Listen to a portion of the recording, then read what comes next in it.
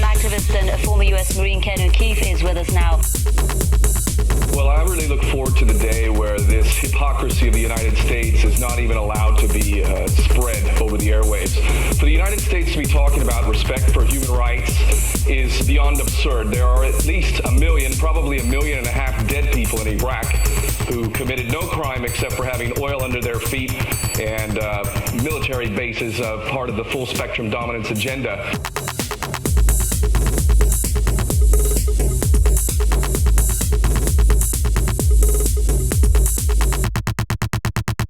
The hypocrisy is beyond acceptable, and the United States is in no position. In fact, the United States has, as we all know, propped up brutal dictatorships around the world. It's continuing to fund and take care of its buddy Saudi Arabia and all sorts of tin pot dictators throughout history over the last several decades. So why would we even listen to what the United States says and take it seriously? There is nothing but coercion, bribery, and tyranny behind the United States, and that brings us to Egypt, which I know that $1 billion plus that's going to Egypt, that bribe money, is going to try and make sure that the revolution in Egypt does not actually end up serving the will of the people. So let's not take the United States seriously. They have no credibility at all, none. Well, Ken O'Keefe in Gaza, we are hearing a lot, aren't we, about the situation in Egypt. If the People's Revolution has or is bearing fruit since the ouster of Mubarak, what are the changes that could be interpreted as a materialization of the popular demands there?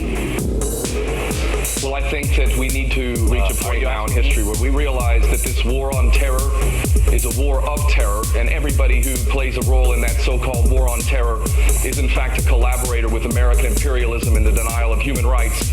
I believe personally, but it's not up to me. It's up to us as people, not just the Egyptian people, all of us, because we're all connected. Everyone stands to gain by the success of these revolutions in the Middle East, and everyone stands to lose if these revolutions fail.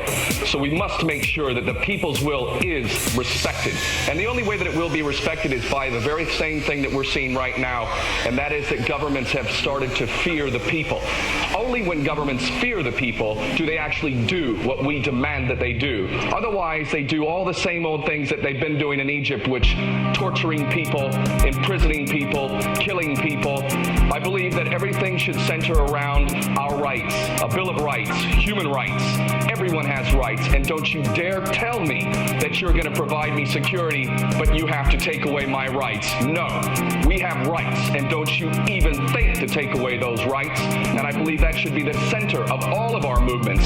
Every single person shall be respected, and until such day that every single person on this planet is respected, there will never be justice, and for damn sure there will never be peace.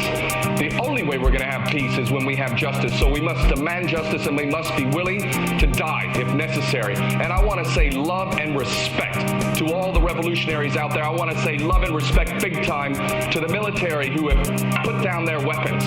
And if you need to, if your commanders are ordering you to kill the people, then maybe you should turn your weapons on those commanders. I'd like to put the last question to Ken O'Keefe in Gaza. Ken, if you could just give us in a minute's time, what do you think the Arab uprising is about when we're speaking about the Israeli lobby, about the United States, their concerns? Will they be able to, in the protesters' words, hijack these uprisings? Well, yes, if the people do not continue to maintain the pressure, continue to do what they're doing, let us not rest easy. Let us not listen to the words restraint or calm. Let us be resolute. Let us be determined, and let us never give up. I myself know that the powers that be are desperate. The Israeli Zionist project, the American imperialist project, is on its knees. It is trying everything it can to try and maintain the system of power that has put people through hell for decades and decades.